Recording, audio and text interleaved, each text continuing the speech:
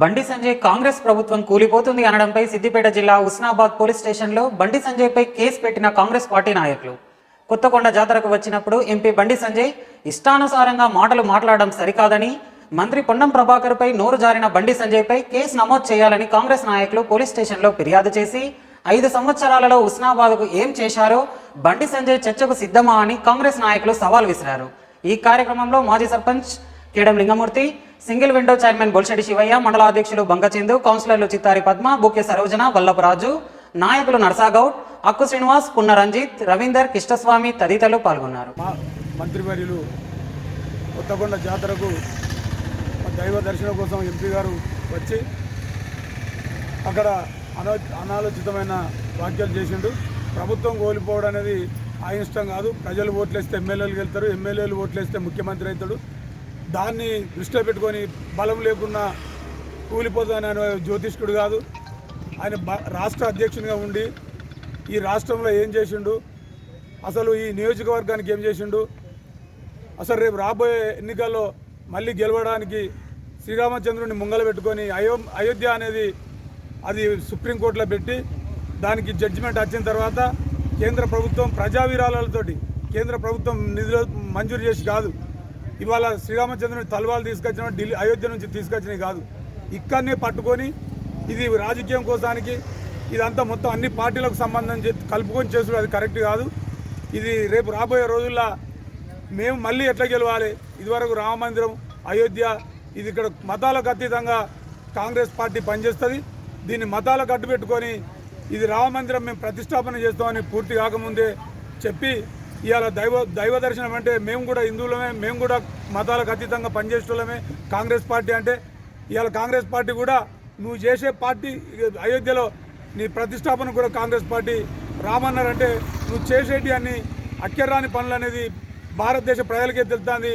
ప్రజలకు అవసరాలు ఉన్న పనులు చేసి ప్రజల మన్నలు పొందాలి. కానీ మేము రాబోయే ఎన్నికల్లో మేము ప్రభుత్వాన్ని రేపు ఏర్పాటు చేసుకుంటాం, గెలుతామనే ముచ్చట్లు ఇవన్నీ మాయమాటలు. ప్రజలకు ఏం పని చేసాము ఈ 5 ఏళ్ళలో అనేది ఒకసారి ఆలోచన చేయి. మంత్రి గారి మీద అనవసరమైన వ్యాఖ్యలు చేసుకుంటా నువ్వు రాజకీయ లబ్ధి కోసానికి చేయడం కరెక్ట్ కాదు. రేపు రాబోయే రోజుల్లో నీకు కరీంనగర్ ప్రజలు నీకు బుద్ధి చెప్తారని ఈ సందర్భంగా వచ్చి ప్రజలు కుటుంబ సభ్యులు కాంగ్రెస్ కుటుంబ సభ్యులందరికీ పేరు పేరున నమస్కారాలు. ఇవాళ మొన్న 14వ తారీఖు నాడు బండి సంజయ్ గారు ఎంపీ గారు కొత్తకొండ జాతరకు రావడం జరిగింది. వచ్చి అక్కడ జాతర దేవుణ్ణి దర్శించుకొని పోకుండా మన మంత్రి పొన్నం ప్రభాకర్ అన్న మీద ఒక వ్యాఖ్యలు ఒక మన వీటి కెమెరాల మీద ఒక పేపర్స్ ప్రకటన మీద చేయడం జరిగింది. బండి సంజయ్ గారు మీరు వచ్చి దేవుని దర్శనం చేసుకుని పోతే అయిపోవు, ఇవాళ మా పొన్నమన్న గురించి నువ్వు మాట్లాడడం కరెక్ట్ కాదు. అసలు నువ్వు హుస్నాబాద్ నుండి కరీంనగర్ నుండి ఎంపీగా గెలిచి ఏమి అభివృద్ధి చేసినావు, ఏం చేసినావు? ఇవాళ కోపన్ బియ్యం తెచ్చి అక్షంతల్లాగా పంచుతుండు అని ప్రభాకర్ అన్న అన్నాడు అని జరగడం జరిగిందని అంటున్నావు. ప్రభాకర్ అన్న ఏ ప్రెస్లో ఏ పేపర్లో ఏ వార్తల్లో అనడం జరిగిందో అది మాకు చూపించండి. మేము ప్రభాకర్ అన్న కూడా ఒక దేవుడు భక్తి, ఒక వారానికి 4-5 ఒక్క పొద్దులు ఉంటాడు ఆయనే. నువ్వు నాన్ వెజ్ తినడు, ఒక ఏజ్ చేయడు, అటువంటి మా మంత్రి మీద నువ్వు అనడం కరెక్ట్ కాదు. అటువంటి ఏదన్నా ఉంటే నువ్వు ఏదన్నా ముఖాముఖి కూర్చొని చర్చకు రండి, మేము మాట్లాడతాం. మీరు ప్రభాకర్ అన్న ఒక మంత్రిగా అనడం సాధ్యం కాదు. అది మీకు మేము ఖండిస్తూ ఇవాళ మీ మీద ఒక కంప్లైంట్ సిఐకి ఎస్ఐకి కుటుంబ కార్యక్రమాలు ఉన్న వాళ్ళందరికీ నమస్కారం తెలియజేస్తూ ఎలక్ట్రానిక్ మీడియా ఇప్పుడే మేము హుస్నాబాద్ పోలీస్ స్టేషన్లో సిఐ గారికి అప్లికేషన్ వేయడం జరిగింది. 4-5 రోజుల క్రితం పొన్నం ప్రభాకర్ గారి మీద చాలా అనాలోచిత వర్డ్స్ మాట్లాడినటువంటి కరీంనగర్ ఎంపీ శ్రీ బండి సంజయ్ గారు మరి కొత్తకొండలో మాట్లాడి దైవ దర్శనం చేసుకొని బయటకు వచ్చి ఒక పవిత్రమైన స్థలంలో ప్రభుత్వం కూలిపోద్దని చెప్తా ఉన్నాడు. మరి ఆయన ఎంత హిందూవాదో, ఎంత దేవుళ్ళని నమ్మేటోడో దీన్ని బట్టి ప్రజలు ఆలోచించాలి, ప్రజలు తెలుసుకోవాలని ఈ సందర్భంగా మేము దృష్టి తీసుకొస్తాం. ముఖ్యంగా నాకన్నా ముందు మాట్లాడిన హుస్నాబాద్ నియోజకవర్గం కూడా కరీంనగర్ పార్లమెంటే ఉన్నది. ఇక్కడ మరి అభివృద్ధికి సంబంధించిన గౌరెల్లి ప్రాజెక్టు, గండిపల్లి ప్రాజెక్టు, ఏదైనా విద్యా సంస్థలు ఏ మాటలల్లో చేయగలిగే ప్రయత్నం చేసిండా. సిద్దిపేట నుంచి ఎల్కతుర్తి అనకొండ పోయే రోడ్డు NH మేమే చేసినామంటారు. అది ఎప్పుడో 20 ఏళ్ళ క్రితంకెళ్ళి నేనే ప్రయత్నం చేసినాను మాజీ ఎంపీ అంటాడు. అంతకన్నా ముందుకెళ్ళి కాంగ్రెస్ కూడా ప్రయత్నం చేసినాను రికార్డ్స్ ఉన్నాయి. హుస్నాబాద్కి వెళ్ళి చేసిన దానికం పోవడానికి కూడా ఎన్హెచ్ మేమే పెట్టినామని చెప్పుకుంటారు. కొరకు అయోధ్యలో ప్రధానమంత్రిగా శ్రీ రాజీవ్ గాంధీ వచ్చి శిలాన్యాసం చేసాడు, పునాదిలో చేసాడు. అప్పుడేమో రాజీవ్ గాంధీ ఈయనే బాధ్యుడని చెప్పారు. ఇప్పుడు గుడి కట్టే ప్రయత్నం కంప్లీట్ అయిన తర్వాత అది మా క్రెడిట్ అని బీజేపీలు హిందూవాదులు మాట్లాడతారు. ఎంతవరకు కరెక్టు? అసలు రామాలయానికి పునాది వేసిన సమయంలోనే దాంట్లో కొద్దిగా దానికి ఉండే సాంప్రదాయాలు పాటించలేదని చాలామంది అంటారు. అది ప్రధానమంత్రికి భార్య బతుకున్న ఆయనతో లేదు. శ్రీరాముడు లవకుశ సినిమాలే ఒక అశ్వమేధ యాగం చేయాలంటే ఆమె అరణ్యవాసంలో సీత ఉంటే ఆమె బంగారు బొమ్మ పెట్టుకొని చేసిండు. మరి అంత పెద్ద గుడి కట్టినప్పుడు నువ్వు చేసే బదులు రాష్ట్రపతితోనో ఎవరైనా భార్య ఉన్న వాళ్ళతోనో హిందూ సాంప్రదాయం ప్రకారం చేయించవచ్చు కదా. ఇప్పుడు కూడా నలుగురు పీఠాధిపతులు దాంట్లో అసంపూర్తిగా ఉన్నది. మేము రామంటారు, మేము రామనుడు కాదు, పీఠాధిపతులే రామంటారు. మరి అయినా ఎందుకు చేస్తారు? మళ్ళీ ఎన్నికలు దగ్గర పడ్డాయి, కేంద్రంలో మళ్ళొకసారి మూడోసారి మోడీ రావాలని దానికోసం చేస్తా ఉన్నారని చెప్పడానికి ఇవన్నీ నిదర్శనాలు.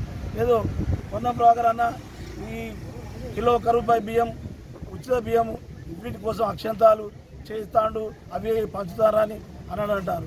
అది కూడా ఒక పుట్టించిన వార్త.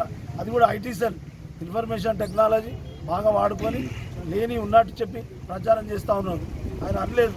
కానీ నేనంటాను, ఇప్పుడు ఆ దేశంలో 80 కోట్ల మంది పేదవాళ్ళు ఉన్నారు. వాళ్ళు ఆకలి అన్నానికి 40 కోట్ల మంది మొత్తం ప్రపంచంలో ఏడుస్తూ ఉన్నారు. మరి అయితేంది ఇది కిలో 2 రూపాయల బియ్యం, ఉత్త బియ్యము దాన్ని అక్షంతలు తీసుకొచ్చి అయితేంది. అన్నానికి లేని వాళ్ళు అక్షంతలు చేస్తే తప్ప. మరి బాజార్లో పజ్జోనలే ఎత్తారు పెళ్ళిళ్ళు అక్కడ వాళ్ళ ప్రధానమైన పంట ప్రధాన పోయినాం. అది ఏమన్నా అది నిషేధమైన వస్తువా? అందుకని ముఖ్యంగా ప్రజలమైన మనము మీరు ఆలోచించుని. ఇదంతా వీళ్ళు చేసేదంతా తప్పుడు పనులు, ప్రజలను తప్పుతో పట్టించే పనులు. వీళ్ళంతా హిందూయిజం పేరు మీద దేశాన్ని ముక్కలు చేసే ప్రయత్నాలు చేసుడు, ఓట్లను తీసుకొని మళ్ళీ అధికారం రావాలనే ప్రయత్నం చేసుడు. 370 ఆర్టికల్ తీసేసారు కాశ్మీర్లో. మరి ఎంతమంది భారతదేశంలో ఉన్న వాళ్ళంతా నలుమూలల నుంచి పోయి భూములు కొన్నారు. త్రిపుల్ తలాక్ తీసేసారు. అది ముస్లిం పర్సనల్ లా బోర్డు. మన భారత రాజ్యాంగం ఇచ్చింది కదా. రాజ్యాంగాన్ని గౌరవిస్తూనే రాజ్యాంగాన్ని కూలదోస్తూ ఉన్నారు. మళ్ళీ రాజ్యాంగాన్ని పక్కకు పెడతా ఉన్నారు. మళ్ళీ కొత్త రాజ్యాంగం కావాలంటా ఉన్నారు. ఏదో రామాయణం అనేది త్రేతాయుగం, తర్వాత ద్వాపరయుగం, ఇప్పుడు కలియుగం నడుస్తుంది. రామునికి కాదు, ఏ యుగానికి వ్యతిరేకం కాదు, ఏ దేవునికి వ్యతిరేకం కాదు. ముఖ్యంగా ఆలోచించుని ప్రజలారా, ఇది ప్రజాస్వామ్యం. డాక్టర్ బాబాసాహెబ్ అంబేద్కర్ గారు అప్పుడు కాంగ్రెస్ వాళ్ళు మహా మేధావులు ఉండి కూడా బాబాసాహెబ్ అంబేద్కర్కి అప్పచెప్పారు. భారతదేశంలో ఉండే అన్ని మతాలు, ప్రపంచంలో ఉండే మతాలన్నీ భారతదేశంలో ఉంటాయి. కాబట్టే ఇది అన్ని మతాల సమ్మేళనం భారతదేశం. ఇక రాముని మొక్కచ్చు, కృష్ణుని మొక్కచ్చు, హిందువుని మొక్కచ్చు, ముస్లింని మొక్కచ్చు, జొరాస్ట్రియన్ మొక్కచ్చు, బుద్ధుని మొక్కచ్చు. ఈ దేశంలో అట్లాంటి సెక్యులర్ కంట్రీ ఇది. ఈ సెక్యులర్ కంట్రీని డ్యామేజ్ చేసే ప్రయత్నాలు చేస్తూ ఉన్నారు. కాబట్టి మరి వాళ్ళను కంట కనిపెట్టుని. వచ్చే ఎన్నికలలో ఇప్పుడు కేసీఆర్ని పక్కకు పెట్టినట్టు వాళ్ళని కూడా పక్కకు పెట్టుని. అహంకారం అట కేసీఆర్ కేటీఆర్కి ఉన్నట్టు ఉన్నదట. ఆయన అన్నట్టు అందరు. మరి అహంకారం ఎక్కడ కనపడుతుంది? మీకే కనపడుతుంది అహంకారం. ఎందుకు ఉత్సవాలు చేసినామని మన బండి సంజయ్ అంటాడు. మరి గుజరాత్ నుంచి వచ్చి వారణాసిలో ఎందుకు చేసిండు మోడీ? ఉత్తరప్రదేశ్ నుంచి గుజరాత్లో పోయి ఎందుకు చేసిండు అద్దు అని? భారతదేశంలో ఉండే భారత రాజ్యాంగం కల్పించిన విషయాలు మాట్లాడాలి. వేరే విషయాలు మాట్లాడితే అందరికి నొప్పి అవుతుంది. స్థానిక నాయకత్వాలు కూడా ఆలోచించారు. మీరు విశాల దృక్పథంతో మొత్తం మీ ఇష్టం. అది ప్రజలే చూసుకుంటారు. ఒకరోజు కాబట్టి ఒకరోజైనా భవిష్యత్తులో నిజమే అవుతుంది, అబద్ధం అవుతుందని తెలియజేస్తూ జరిగింది. దీని మీద వెంటనే రాష్ట్రపతి కూడా ఇంగ్లీష్లో ట్రాన్స్లేషన్ చేసి దరఖాస్తును పంపుతాను. తర్వాత కానీ ప్రజాస్వామ్యాన్ని కూలదోస్తూ ఆవేశంగా మాట్లాడుతూ ఇతరులకు ఆవేశం తెప్పించే ప్రయత్నాలు చేస్తూ గవర్నమెంట్ పడిపోతుంది అంటాను. గవర్నమెంట్లు మీరు 3-4 గవర్నమెంట్లు వడగొట్టారు కదా. కర్ణాటకలో వడగొట్టారు, మధ్యప్రదేశ్లో వడగొట్టారు, ఉత్తరప్రదేశ్లో వడగొట్టారు, అస్సాంలో వడగొట్టారు. 70 ఏళ్ళ కాంగ్రెస్ పడగొట్టిందని చెప్తూ మీరు 10 ఏళ్ళనే పడగొడతారు కదా. మరి ప్రజాస్వామ్యం మరి మీరు గౌరవిస్తారా, మేము గౌరవించామా? అది జనం ఆలోచించాలి. మీరు కూడా ఆత్మపరిశీలన చేసుకోవాలని తెలియజేస్తూ నమస్కారం. మన కరీంనగర్ పార్లమెంట్ మెంబర్ అయిన బండి సంజయ్ గారు కొత్తకొండ టెంపుల్కు రావడం జరిగింది. వచ్చి ఎలక్ట్రానిక్ మీడియా ముందు ఆయన కొన్ని మాటలు మాట్లాడిండు. ఏమన్నాడు అంటే, పార్లమెంట్ ఎలక్షన్ తర్వాత ప్రభుత్వం కూలిపోతుంది, కాంగ్రెస్ ప్రభుత్వం అని చెప్పేసి మాట్లాడడం జరిగింది. ఇవాళ మేము బండి సంజయ్ గారిని సూటిగా అడుగుతున్నాం. రాజ్యాంగబద్ధంగా ప్రజలు ఓట్లేస్తే కాంగ్రెస్ పార్టీ అధికారంలోకి వచ్చింది అంటే ఇవాళ మీరు మోసం చేసేది ప్రజలను మోసం చేస్తున్నారా, లేకపోతే రాజ్యాంగాన్ని తప్పుపడుతున్నారా? అదొక్కసారి ఒక పార్లమెంట్ మెంబర్ అయిన బండి సంజయ్ గారు గుర్తుపెట్టుకోవాల్సిన అవసరం ఉంది. అదొక్కటే కాదు, ఇవాళ ఏమంటున్నారు అంటే పొన్నం ప్రభాకర్ గారు శ్రీరాముల తలవాలను కోపన్ బియ్యం అని చెప్పేసి మాట్లాడిండు అని చెప్పేసి కొంతమంది బీజేపీ వాళ్ళ లేకపోతే సోషల్ మీడియాలో బీజేపీకి తొత్తులుగా మారిన వాళ్ళు వీడియోలలో ఫోటోలలో ఫేస్బుక్లలో పెట్టడం జరుగుతుంది. పొన్నం ప్రభాకర్ గారు అలాంటి వర్డ్స్ ఎక్కడ కూడా మాట్లాడలేదు. అట్లాంటి మాట్లాడిన మాటలు ఏమన్నా ఉంటే మీరు వీడియోలు కానీ మాకు పంపించండి, అదేమన్నా ఉంటే మేము సవరణ చేసుకోవడానికి సిద్ధంగా ఉన్నాం. కానీ లేనిపోని ఉన్నట్టు ఉన్నవి లేనట్టు ఇవి సృష్టించడం సరైన పద్ధతి కాదు. ఏది ఏమైనా ఒక్కసారి మీరు ఆలోచన చేసుకోవాలి. శ్రీరామచంద్రుడు ఒక మీ సొంతం కాదు. శ్రీరామచంద్రుడు అనేవారు అందరి వారు.